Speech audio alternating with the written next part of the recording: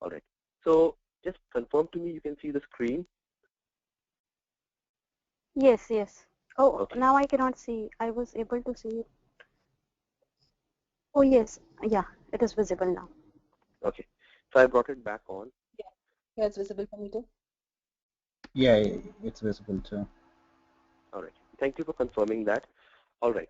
So on this slide, I think we were here on this slide yesterday also, and we spent 5 minutes. What I want to, the group to focus here upon is look at the other functions of BA first.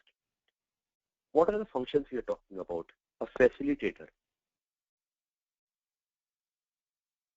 a team leader, a visionary.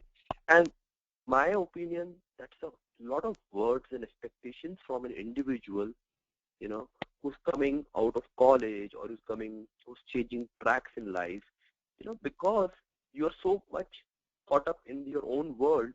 How do you expect you to become a facilitator, a moderator, a skilled listener? It seems like, a BA is a Superman to start with. Okay, so to appreciate this, I'll give you an example and then we go into other things. So if just go back to the example from yesterday, okay, let's turn it around a little bit more. So let's say you're working in a bank, okay, today, okay. Uh, I'm just using a different example because I don't want us to get bored with the librarian and student example. We'll use it again sometime later in the future. So when we go to a bank, okay, and you have to buy, okay, or you need a loan for your house, which you just purchased. Let's say you purchased an apartment and you need a loan. Okay. Now you walk into a bank. Okay. Who takes care of you? A loan, underwriter or a loan officer, correct? Somebody like that with that designation meets you, correct? Yes. Okay. And what will that person do to you? What will he will greet you and he will say, hi, what do you need? Okay, congratulations, you're buying a new property. How can I help you? Correct? Something like that, right?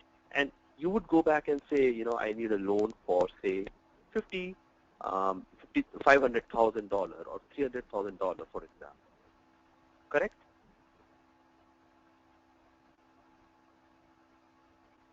Okay. So how do you Yeah. think the loan officer will proceed from there after listening to this part? And I want you to tell me. And then I will go into this, BA part of it. I'll link it to the BA part. But how do you think a loan officer, and suppose you all of you were the loan officer, how would you deal with this situation? A customer walks in and says, I want a 300,000 of loan. I mean, I think they'll first inquire like on for what we need the loan, and maybe they'll give different options and schemes available for it. Okay, And, very good. maybe like he'll Yeah, give to add to it, the period and all that, like for Correct. how long it is. All right, all right. Okay, yeah, to add to this, and he will ask that what is your, the bank person might ask what is to the employer, to the person who is come to ask for loan, that what is your salary and what are your whatever assets you have. I mean, to see if he'll be able to pay the loan, and also he'll see his history. So what has okay. been his credit history and all those things. Great point, Akshata. I Achieve think you're that. talking about the eligibility. That's a very good point to Yeah. cover, the eligibility of the person. All right. I mean, Moving on. apart from whatever. Yeah. So along with that, he will also check for the buying agreement between the two parties to make sure that you're planning to buy the property. Very good. Very good point, Hira. Basically, you're saying you have actually, bought the property, or, you are a genuine person, and the agreement is between the builder and yourself. Yeah, I Uh, mean to say sales agreement. okay, the sales agreement. Okay, all right. So I think each one of you, and actually, I'm sorry, I cut you, but I think the point is that each one of you are able to think that how somebody else is thinking. Here I made you start as a customer, And then, if you noticed, I turned you into a loan officer. And then you started thinking from the loan officer's shoes, you went into the shoes of a loan officer and started thinking that, hey, there's a customer, and what all do I need to think about, right? Okay. Now, I'll give you a different perspective to the story, okay? The bank has an IT department, okay, and I work in the, let's say, the IT department, okay. I am told that the loan officer needs a system to manage the loan applications, okay. So I am a developer, okay. Let's say I'm a developer, okay. Now I walk up to the loan officer and say, sir, I learned that you need an application, a system, basically, system and an application, basically, I mean a computer program. So the loan officer says, yes, I'm getting a lot of people, you know, Bharti just, oh, sorry, I'm so sorry. Purani just walked in, Hira just walked in, and I had Akshita coming in, and they all need loans from, you know, our bank. But I don't have a system to manage. I know how to give them loan, but I don't have a system to manage it. I'm a developer, okay. So I'm like, okay, what do you need? So he says, give me a system that collects all the information you just told. You know, all three of you told me some information. Give me a system to collect all that information, and I will enter a rate of interest. And then from that program, I need a chart that tells to my customer how much he has to pay every month. And that is called the EMI. So I'm like a developer, okay? I know .NET, I know Java, and I'm listening to this. And I'm like, what is an EMI? I don't know what is an EMI. So he says, you know, there is an amortization schedule. I'm like, what is an amortization schedule? I've never heard of this word. I went to an engineering college. I never went to business school.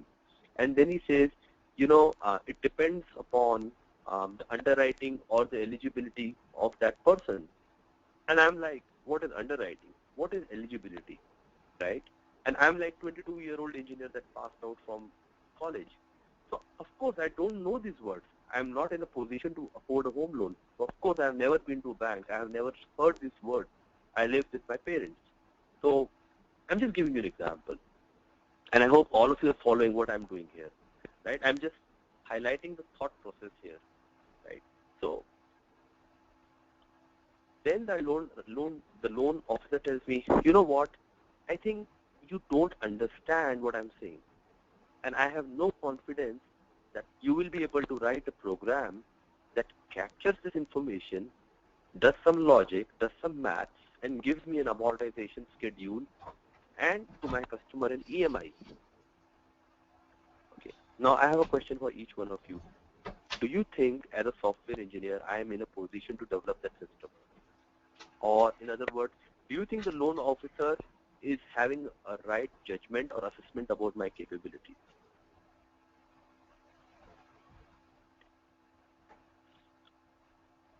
So let's start with Akshita.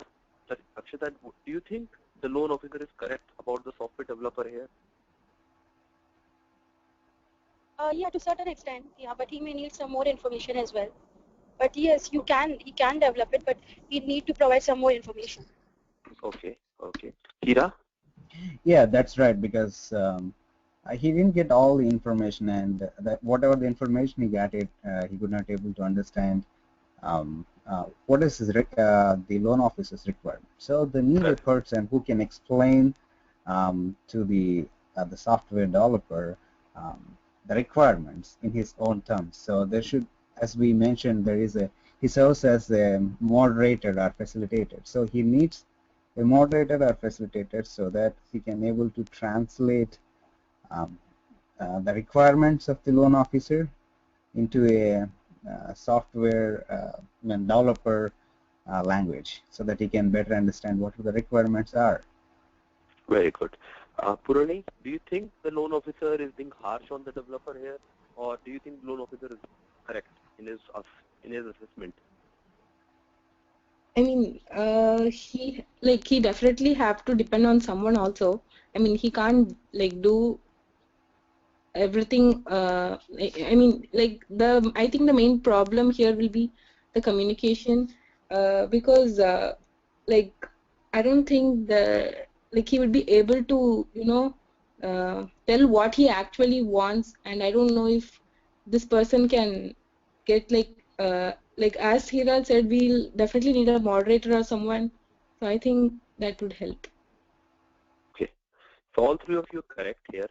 Basically, the problem here is you have a software developer who can design your screens, create the database, build the logic, but he understands nothing about the loans.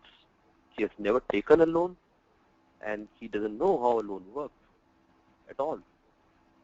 That's the problem, and that is the most common problem you would see in the IT projects. And the reason is that each person does his job best. So a programmer is supposed to do programming, and that's what they do. It is uh, very, very likely that we have a lot of programmers in the IT industry who understand a domain very well, and that comes with experience. But a project is generally staffed with all kind of people who have all kind of programmers who have a different level of expertise and experience around the domain itself. Somebody may be coming from retail industry software project, somebody may be coming from manufacturing software project, somebody may be coming from insurance, financial industry, and so on. The developers are very commonly rotated across the projects. The developers know the technology, and that's where we need the BA. Now, I will go in as a BA here. Okay, so the software developer comes to me and he says, you know what, Rajiv, I went to the loan officer. Okay, I think that person is extremely judgmental. He's our client. He's going to pay us for the application or the software program, and everything is good. But the problem is he's very harsh with me. Doesn't have the patience to explain any of the tough, complex words that he used. He talked about EMI, amortization. He talked about underwriting. He talked about the workflow of a loan application. He talked about terms like loan origination. He talked about subrogation. He talked about, other things, So it's so complex. I don't know whether to focus on the developing the screens, the database, or should I pick up a book that tells me how a loan actually is created, given to or distributed to the uh, customer, and then how it is, how the money comes back, how the cash flow works for a loan, how the profits are booked from loan accounts booked, and so on. How do you, do your situations when the people don't have the capability to pay back the loans? So in these kind of things, I am not able to understand anything. In this kind of situation, I'm not able to understand much, and that makes me feel very, very underconfident about my ability to deliver this software. And does anybody think his feelings are incorrect? The feelings of the software developer are incorrect in this situation? I think he is pretty bright. He has understood that nobody has confidence on him. Correct? Yeah, he is right because he's not expert in the particular Exactly. subject. Right, Hira. So now he comes to me. I am the, let's say, for a minute, I am the business analyst. So I'm saying, so I tell him, okay, no problem. I will fix up a meeting with your client. I will go and talk to him. Okay. So first thing, as a good PA, what I will do is I will write a nice, courteous email to the customer, the loan officer, and say, hey, Mr. So and so, good morning. I am the business analyst for this project.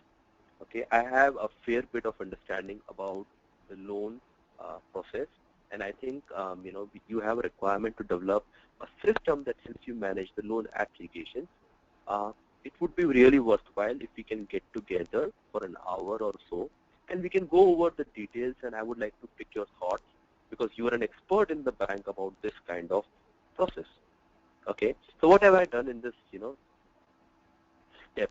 Basically, I have acknowledged, okay, to the loan officer that he is the expert. He knows what has to be done, okay, and I am the one who is going to just learn from him. Correct? Yes. Okay, and I have also asked him for or requested him for a meeting in the process, right? So what am I doing here? I'm establishing a rapport, which is very, very important for any business analyst to establish a rapport with your client and then also seek their time.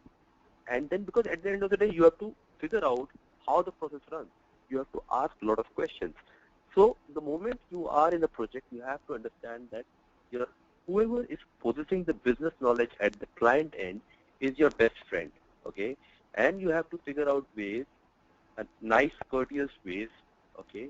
You don't have to bend too much, but you have to figure out nice, courteous ways of building a rapport with such individuals because their decisions are very important. They are the one who's going to say, hey, the system developed is as per my requirements.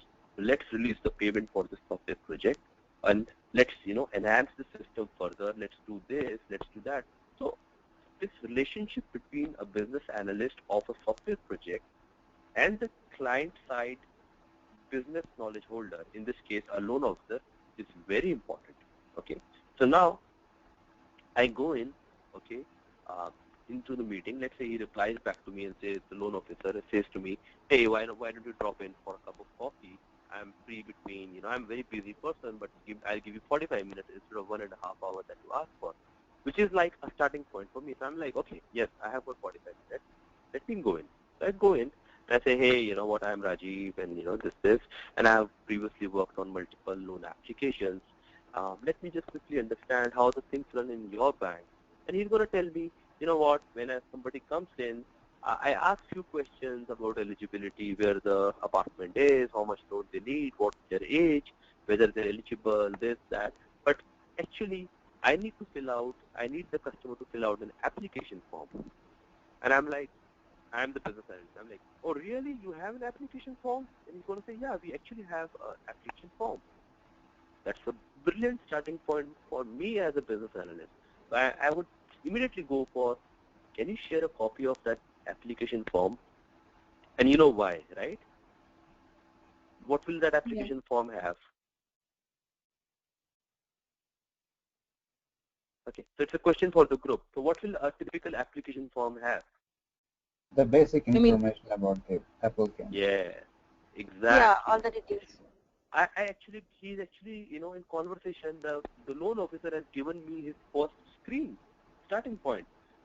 Customer ID, first name, last name, address, permanent address, residential address, PAN number or SSN number, and the loan requirement, the age, the marital status, gender, name of the employer, the annual salary. He's given me everything, okay, to start off. Okay, so what was I doing here? Basically, I went in, I just built a rapport, figured out that anything in this earth, anything on this earth has to have a starting point. Any process in any industry needs to have a starting point. Things cannot just start from anywhere, right? So that starting point is your first clue, and you have to be a very good listener, you have to have your mind open that there has to be a starting point. So I struck upon a starting point. So I start with the application. So then I ask him, what happens after somebody fills in this application? Does he drop it in the, on your table, or do you expect them to drop somewhere else? And something. So he's gonna say, the loan officer, see, there is a file that I maintain for all the incoming applications. It's just one file, but it has all the applications. So that gives me another idea. Okay, so this, I can ask him a question like this. I'm going to say, at this point of time, have you rejected or accepted any application? So the loan officer will tell me, no, I have not accepted or rejected. I'm just keeping a record of all the applications, which is a good point for me, because now I know that this person keeps a record of every incoming application. And that is how my system should also be. It should keep a record of all incoming and incoming applications without accepting or rejecting them. Right? So you're with me? All of you are with me here? Yeah. Yes. Okay, very good. Now the next thing he's going to say is, after this, I sit down with a colleague of mine, and we both decide that, which application is good and which is bad. And now I can ask him a question. A colleague of the loan officer. Who could it be? When somebody says, I sit down with somebody from, blah, blah, they can say, I sit down with a person's name, I sit down with Mr. Ram, and we together decide this. The next question that I should be thinking is, who is Mr. Ram? Is he from the loan department? Or is he from the assets department? Or is he from any other department, right? He can be from any other department also, correct? Right. Right. Right. And then I ask him, who is Mr. Ram? So the loan officer says, oh, he's a very good friend of mine, and we have been working for 10 years. He's a brilliant person. I'm like, no, I understand he's a good friend of yours and you really enjoy his company and you guys, drink tea and coffee together and you are childhood friends or whatever. But what is his job designation? What does he do? So he says, he is a part of compliance. And I'm lost. I'm like, what is a compliance person doing with a loan officer? Correct? It's getting confusing now for me. You agree?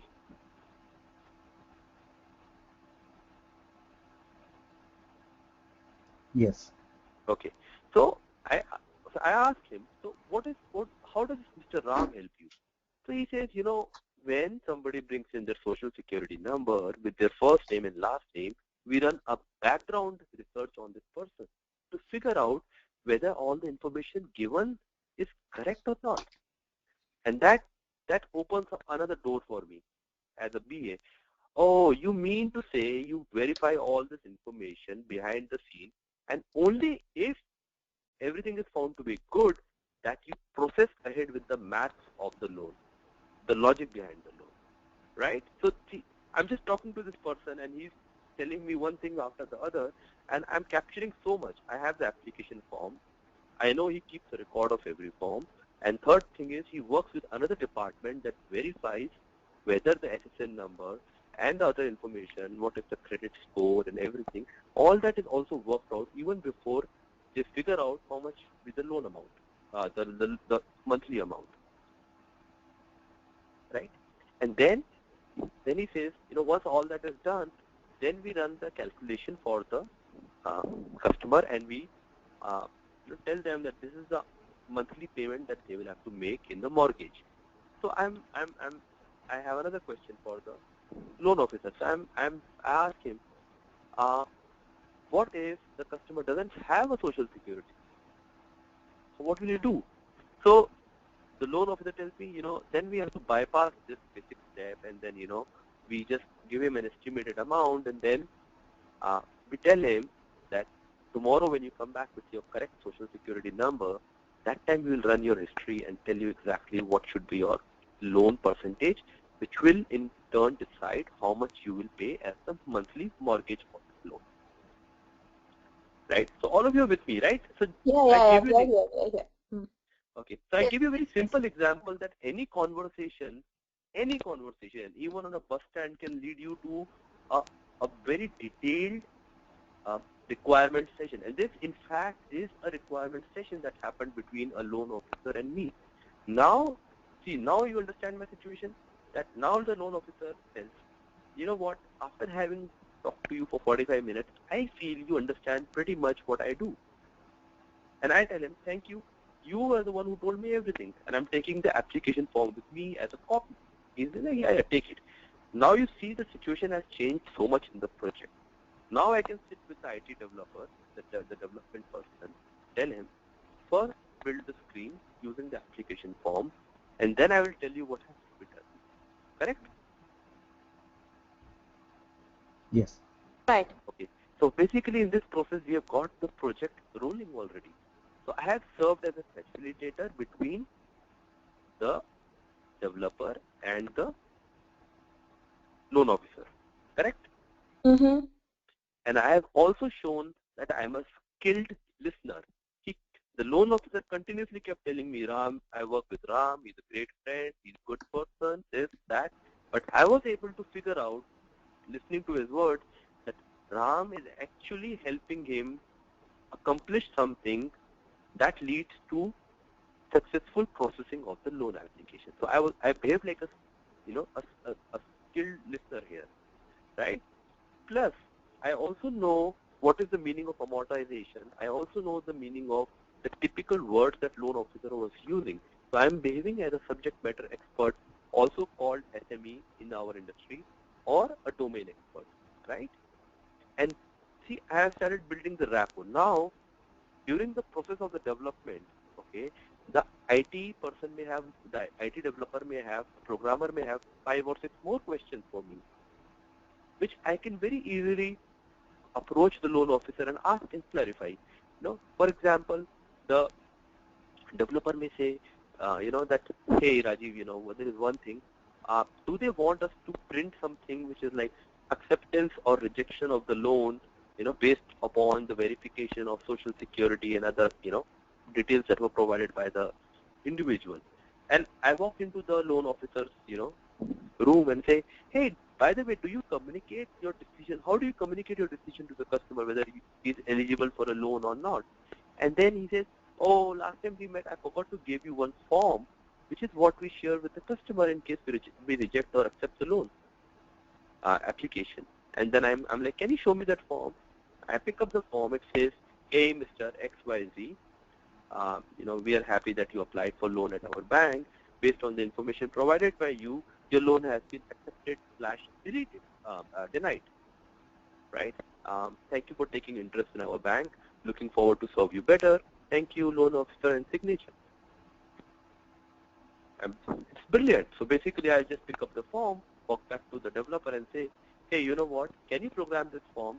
Just keep the first name, last name blank, accepted, denied blank, and based on the logic in your software, pull up the first name, enter it in the first name, pull up the last name, enter it there, and the system has the logic to decide accept or reject the loan. Just put accept or reject this, correct?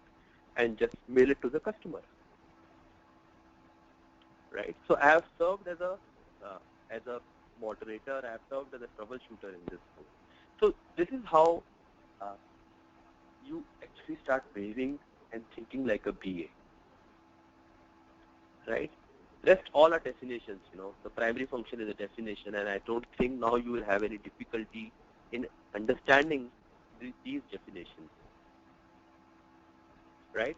If you look at the slide and you see the primary function, so we are saying a business analyst serves as a liaison, a translator, a communication bridge between the non-technical project stakeholder. In our case, it was a loan officer and the technical solution team, correct? Right. Okay, so this definition pretty much fits the bill of it pretty much fits the example that I just gave you, right?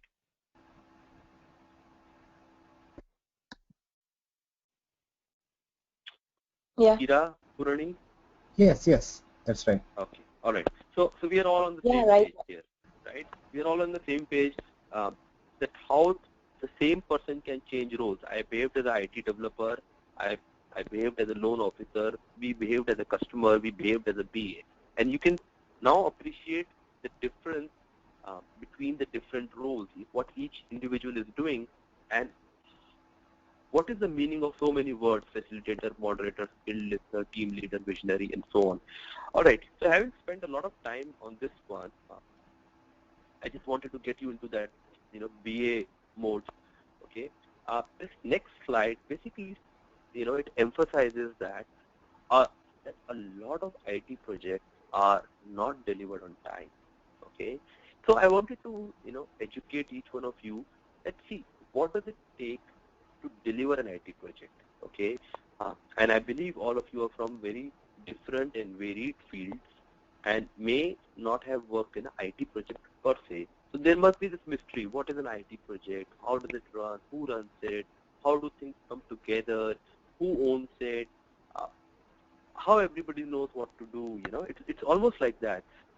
And personally, I have exactly the same feeling whenever I walk into an airport. I don't understand who's doing what, but it all seems to come together very nicely, correct?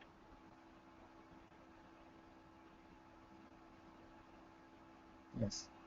Right. So, Hira, like when you walk into an airport, what happens? Somebody standing at the gate and looking at your ticket and says, okay, you're good and good to go in. You go in and you automatically identify where your airline is, and you walk into your airline desk and you see, that you check in your baggages.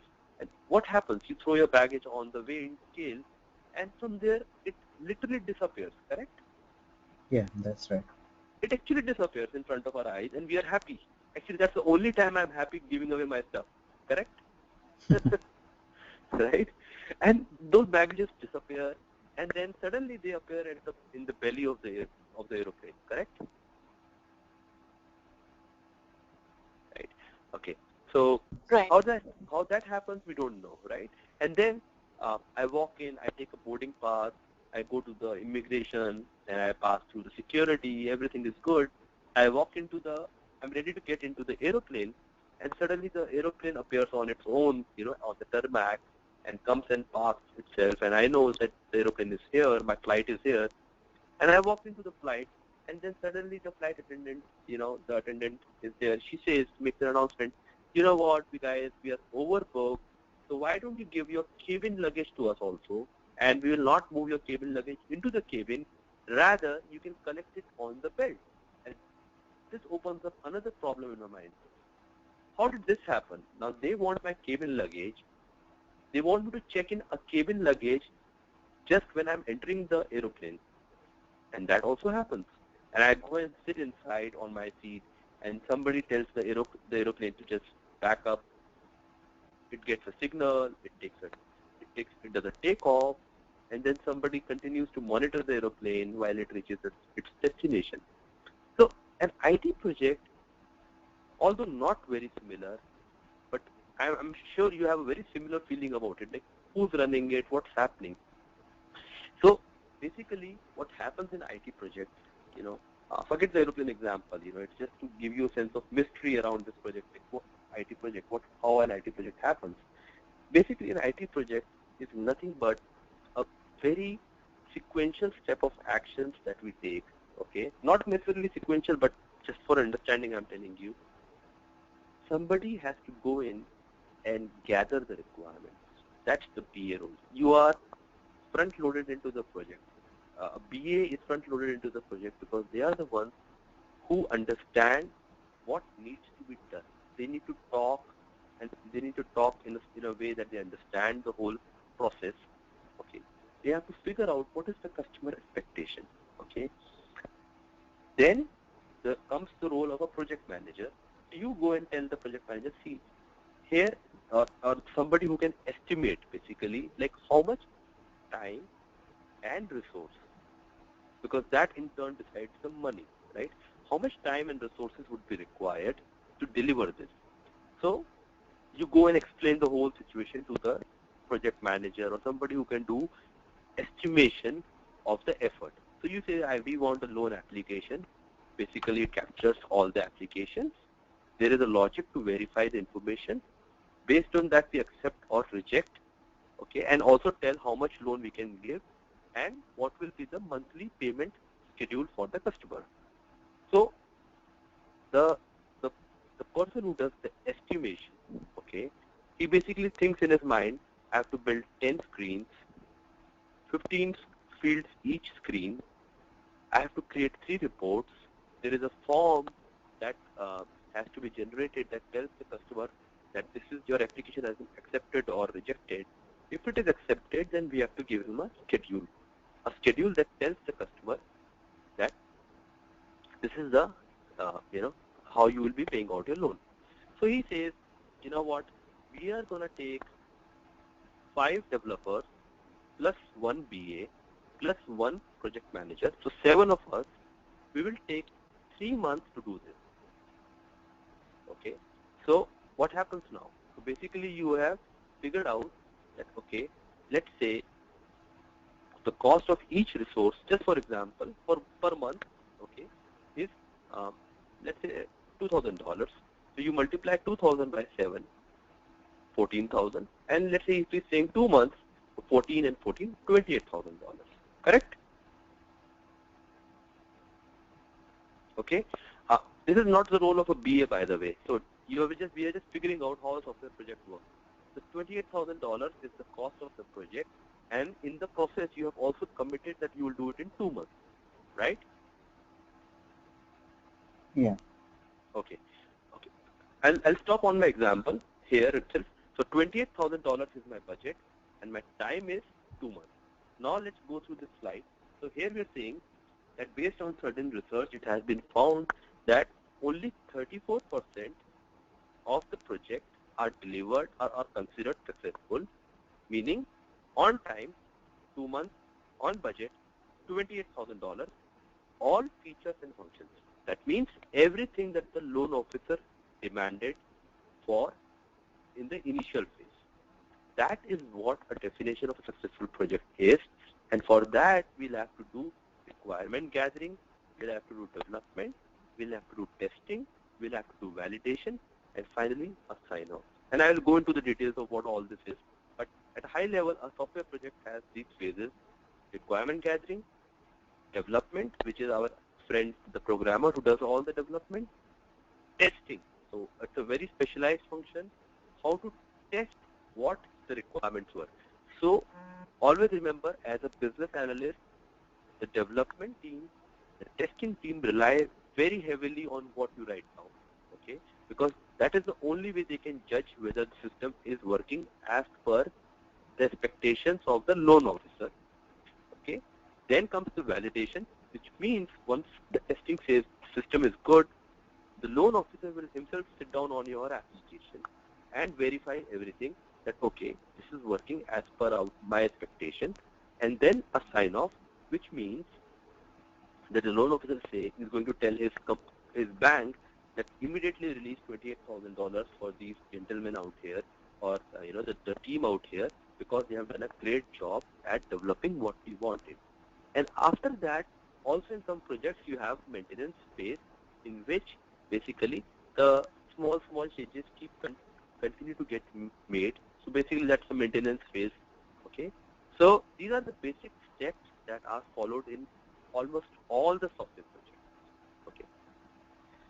So basically what have we learned? We have learned the phases of a software project, the definition of a successful software project, and also a little bit insight into how some kind of a cost, which is budget, and how a time estimate is made by a program manager or a project manager. Okay, so this is how people come together and decide what will be done in the project, and how much cost, and how much time, and what will be the definition of success. Okay, because without an outcome, everything is a failure. Okay, everything is debatable. Okay, so you guys are with me now on this one? Yeah. Yes. Okay. Okay, I hope the example is not very Yeah. complex. I tried to keep it as simple as possible, right? Yes, it's All right. not difficult. Okay, so then we have something called challenge project, which is 51%, and we should not be surprised. But here we are saying that 82% of the time, it's average time overrun, meaning it was not completed in 2 months, or there is a cost overrun, or the features were not delivered as expected by the, in our case, the loan officer. And finally, we have the definition of a failed project, in which either it's cancelled before completion, or there is no deliverable, meaning the IT team fails to deliver anything. Now, a PA has a very, very important and a crucial role to play in ensuring that we deliver what we agreed upon, and we deliver it in time. And how a BA can help. So say, in our example, the loan example, the loan officer comes back to you and drops some email. He says, hey Rajiv, can you come and meet me for 5 minutes? And I go and so he's like, did I tell you that I also have to give a life insurance policy along with the loan? And we want that feature to be implemented. And here I have already agreed upon a 2-month timeline, right? That okay, we'll do this, give acceptance or rejection of the loan, and print a schedule of the loan or of the schedule of the mortgage. Where is this life insurance coming in from? I have no idea, right? Rajiv? So, yeah, Hira? I could not able to hear you. Hira?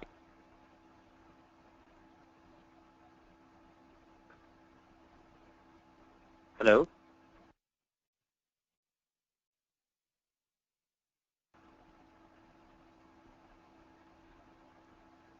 Okay, I'll continue to talk. Okay, so basically over here, the loan officer says, I forgot to tell you about something, that whenever we write a policy of more than 100,000, we have to even give a life insurance policy.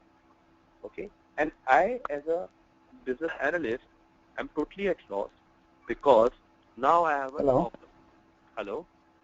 Rajiv, I could not able to hear you. You cannot hear me, Hira?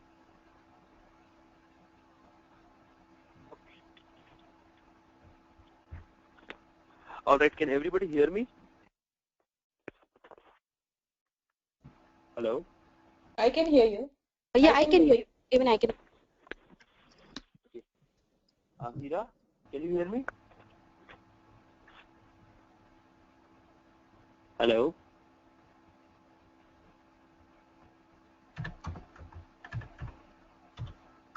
Hira, can you hear me?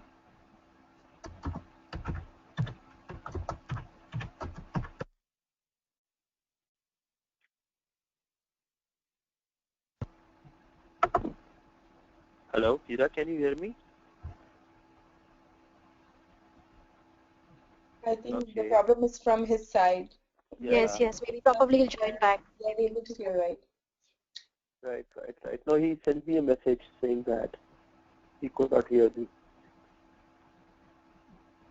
Okay, let me see Maybe what I you can can do. just tell him to disconnect and connect again. Try connecting again. Yeah, I'm gonna do that.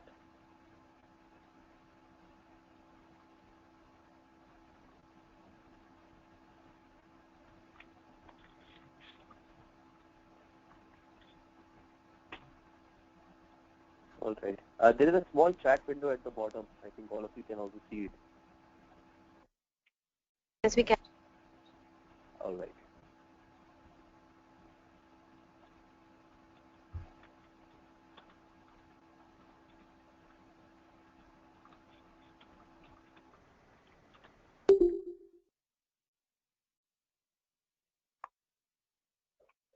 Okay.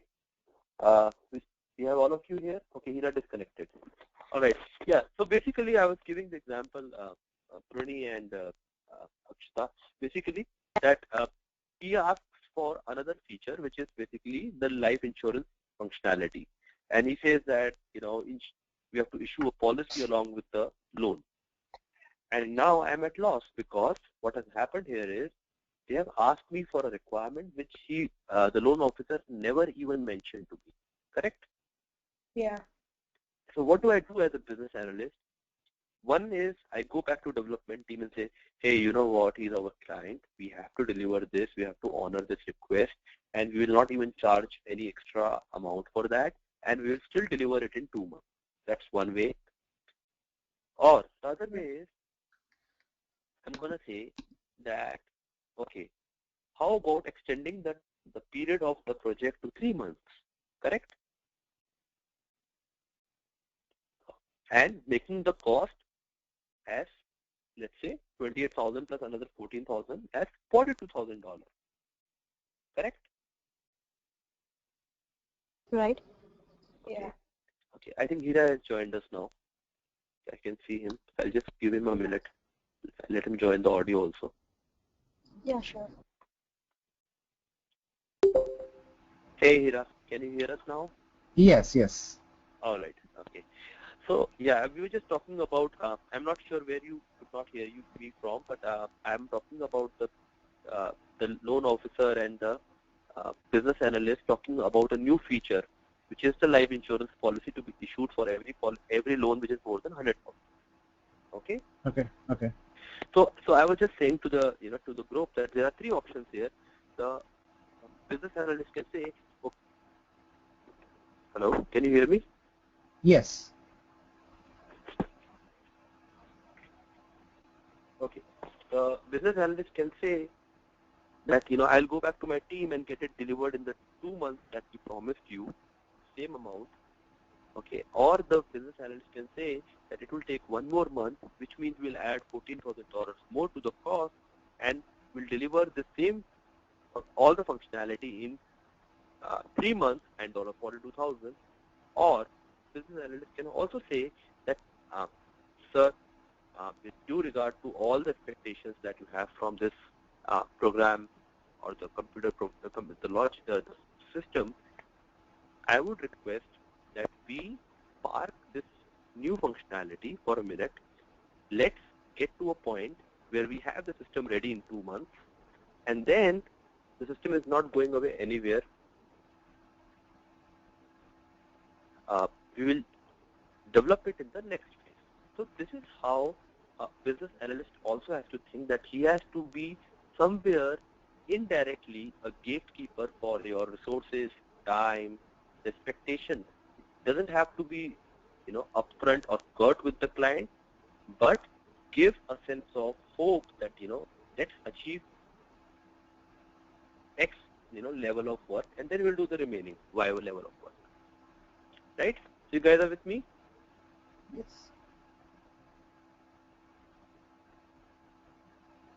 Ira, can you hear me? Yes, Rajiv. All right. Okay. So I moved on to the next slide, and this basically is very encouraging slide. Like I said yesterday also, you don't have to take it, and I would say that you can take these slides, whatever the points on this slide with a pinch of salt, because everything will not come true, whatever is mentioned here. But yes, BA jobs are increasing. Okay, the number of 36% is quite debatable, but yes, it's a lot. It's a big number. Okay, it's an in-demand job. Some of the business analysts can earn over $100,000. Okay, which is true to a certain extent. Okay, the fourth point is very similar to the point up there. Okay, that it has a 10-year growth outlook of 36%, which means basically you will always have work to do. Okay, it's sort of recession proof because you always need a person to go into an IT project, talk, and the good part based on my experience is you are never hired for just a phase of the project. You will not be hired into a project just for the development phase or initial requirement gathering phase. If you have a rapport with the client, you will be throughout the phase of the project, because a business analyst is required to deal with the client, with the developer, with the tester, and also obtain a sign-off eventually. Okay? So a business analyst in that sense is highly important. They are not very frequently rotated between the project.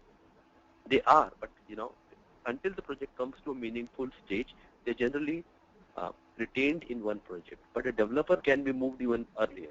Okay, a tester may be moving, or tester will come in only when the development is complete. But this is not the case with the business analyst. You are in, and you are in throughout until you get a sign-off. All right. So that's why it's called. It's a secure job. It cannot be sent offshore because you need to be talking to a person in person basically.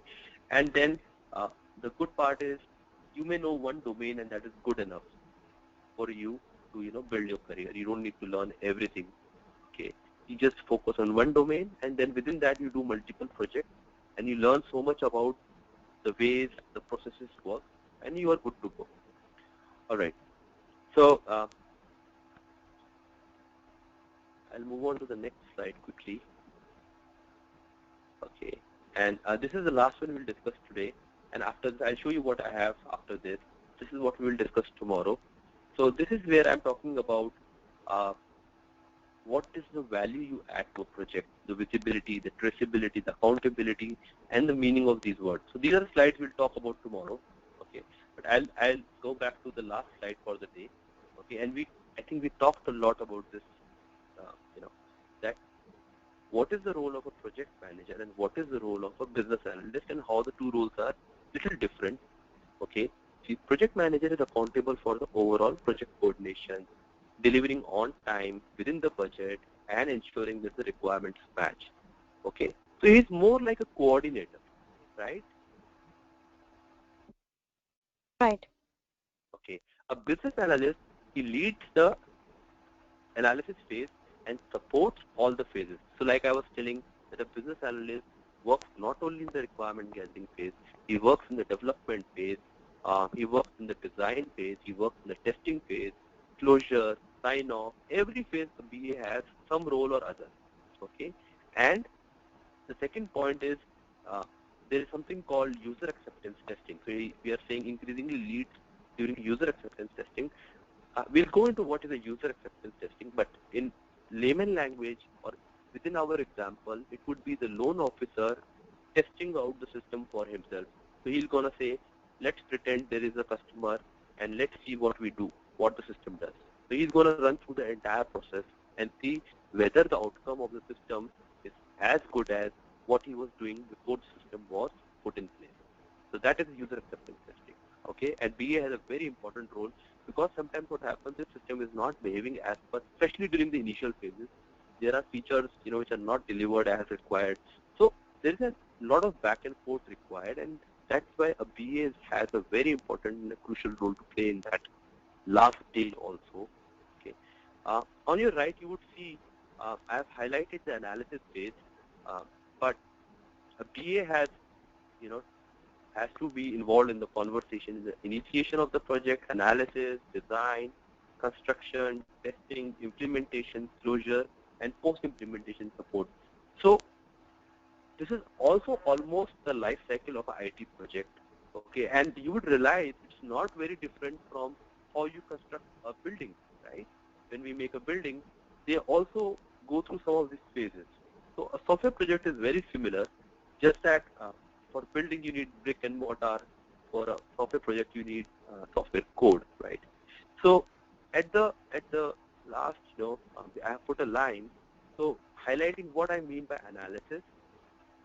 And based on our conversation, basically, I'm saying you have to think of process, the organization, the location, the data, the application, the technology, and the non-functional part. So we will go into the meaning of what is non-functional and what I mean by organization, location, data. During the course of our once we start having regular sessions. But basically, I'm just saying that these are the things BA needs to think about during the analysis phase. Okay. All right. So we'll stop here today, and I would open up the session for any questions, any feedback for today, and then we can go over the remaining slides tomorrow.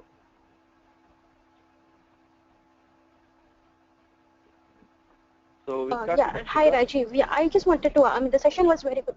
Yeah, the session was good, very good today. I just wanted to ask you, like, since yesterday we discussed, so you said that you would share the course outline with Satya, right? So I just wanted to remind you about that, so that we know, right, what kind of topics we are going to cover and all. Okay. Just give me a minute, Akshita. I Yeah, have sure. the course outline with me, but I think the